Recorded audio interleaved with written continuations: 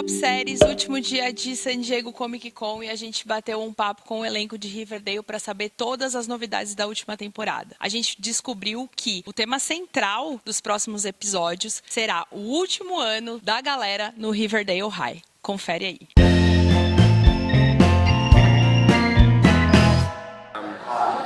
We're going back to the theme of season one, keeping it pretty tight with the core four, a lot of high school stuff, because it's the last year in high school. I think we're really going to embrace the senior year. Will we get to see some normalcy in the senior year before all of the craziness happens? I think so.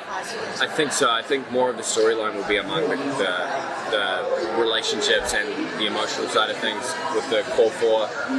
Again, like the first season, that was more the vibe. What can you say about the first episode back? I imagine it's a little bit difficult to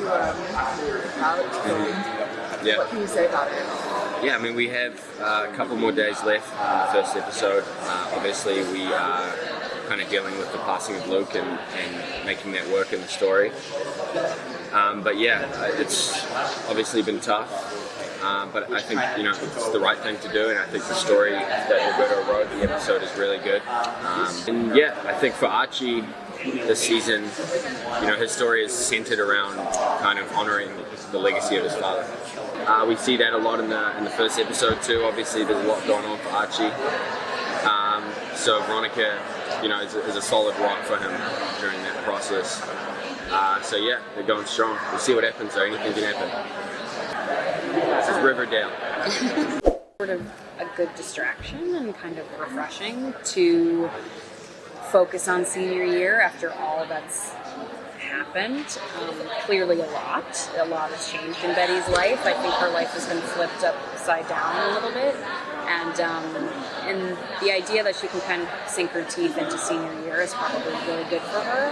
And I think it's also very sentimental because she's with her best friends, and it's their last year to kind of do all this stuff together before things might change. So I think she's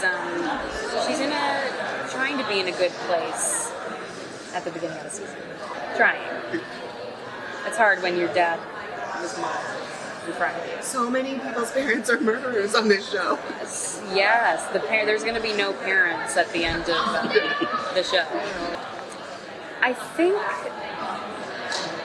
the darkness that she has inside of her exists. I think it first showed itself in season 1 and season 2 as Dark Betty because she didn't know how to handle it. So it was more of just a costume or a persona, but now it's actually just a part of herself that lives inside of her that she's aware of and doesn't try to, I think she's coming to terms with not being ashamed of the fact that she has a little bit of darkness inside of her, but everyone does. So I think it's sort of, she's evolved. It's just making her a more dimensional human being, and she's accepting herself a little bit more and more each season, rather than dressing up as this figure that's supposed to be representative of her. But yeah, it looks like they're pretty good. I mean, I think a lot of the relationships this season revolve around the core four sort of clinging to each other before this inevitable departure into the different phases of their life with college applications and where they'll end up going. So it's really, I think it's tight-knit this season. Everyone really wants to hold on to each other. KJ was saying that this season is kind of focused on typical high school experience, but I feel like you personally did not necessarily have that. Do you get to kind of live that all-American, life through the show? Sure. I mean, I was raised in the States, so I had a lot of my friends who were going to public high school, so I would inject myself in situations like that. So it's not like I miss so much of it. But yeah, I think it's fun. I don't know how much you'll see us be doing homework, but I think we're certainly playing around with that return to season 1 form of grounded high school experience. Not as many mob bosses. Not as many mob bosses or matriarchal ninja battles. For the musical episode, Jughead doesn't sing much. For you, when you read that, you're like, oh man, I wish Jughead would get in there more, or are you like, good, easy day? I don't really mind the whole singing thing. My only criteria is that it makes sense for the character. In the first musical episode, they were all on stage and dancing and stuff, and I thought, this is not really what I think he would be doing. But the way we tooled it in season 2, or sorry, this last musical, was he was going through this heartbreaking experience, and just happened to be a song. So I don't really mind if it makes sense for the character. It makes sense for the character, and I like doing it.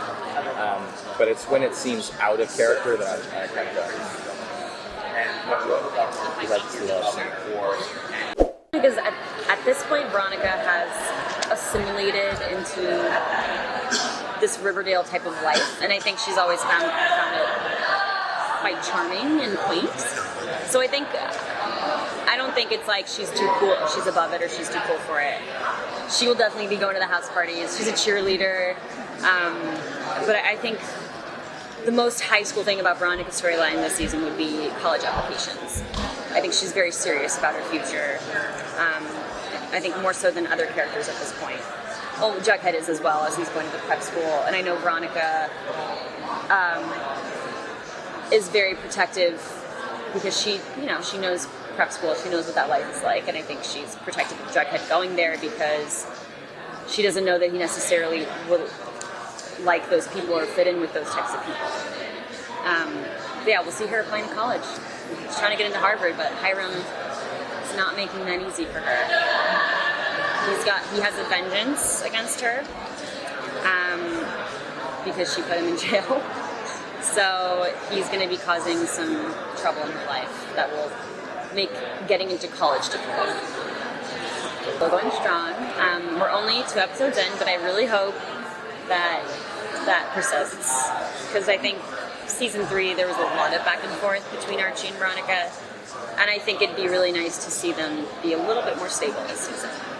Because she's got her mother's dead body in her basement, and that's obviously, I think, very heartbreaking that that's what she felt like she needed to do to cope with the loss of him and the finding out of her mother being a serial killer as well as her father. Father wasn't a serial killer, he just killed one person. So that's just a murder. And then there's a serial killer, which is more than 3, obviously.